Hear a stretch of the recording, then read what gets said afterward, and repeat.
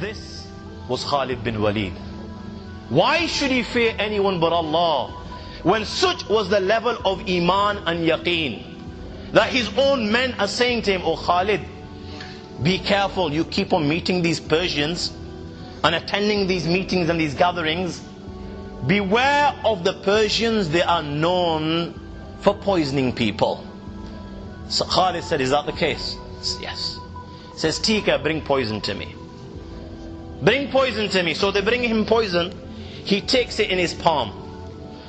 He takes it in his palm and he reads the words, "Bismillah, khayril asma, Rabbil ardi wa Rabbis sama, alladhi laysa yadurru ma ismihi da, ar-Rahmanir Rahim." Bismillah, in the name of Allah. Khayril asma, the best of all names.